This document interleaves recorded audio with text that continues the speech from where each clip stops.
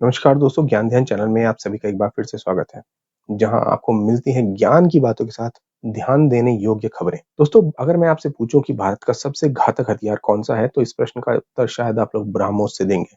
कोई अग्नि कहेगा, कोई राफेल, तो कोई आईएनएस अरिहंत ही कह डालेगा। लेकिन उत्तर है एनएसए अजीत डोभाल।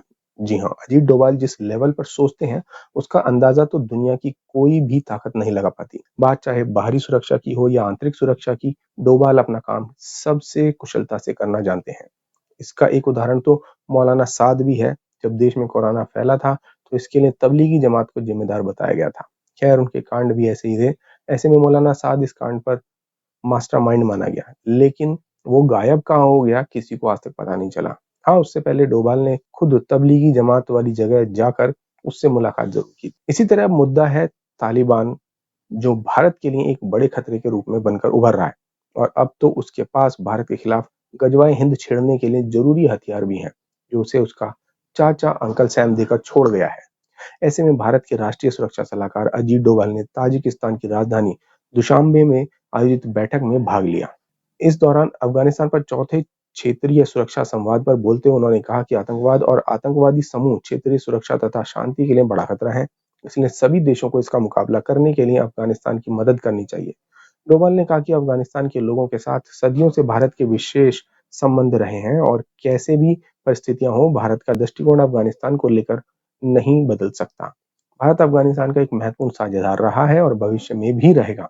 आतंकवाद और आतंकवादी समूहों का मुकाबला करने के लिए अफगानिस्तान की क्षमता बढ़ाने में क्षेत्रीय सुरक्षा संवाद में मौजूद सभी देशों के सहयोग की आवश्यकता है। उन्होंने कहा कि सबसे पहले प्राथमिकता अफगानिस्तान में सभी लोगों के जीवन के अधिकार की रक्षा और सम्मानजनक जीवन के साथ उनके मानवाधिकारों की सुरक्षा होनी चाहिए। मानवीय सहायता सभी के लिए सुलभ होनी चाहिए। अंतर्राष्ट्रीय मानवीय कानूनों के तहत सभी दायित्वों का निर्वहन सुनिश्चित किया जाना चाहिए। भारत ने पिछले कई दशकों के दौरान अफगानिस्तान में बुनियादी ढांचे के विकास, कनेक्टिविटी को बढ़ाने और मानवीय सहायता पर ध्यान केंद्रित किया है। डोभाल ने कहा कि भारत 50,000 मीट्रिक टन गेहूं की आपूर्ति करने की कुल प्रतिबद्धता में से 17,000 मीट्रिक टन गेहूं अफगानिस्तान को उपलब्ध करा भी चुका है।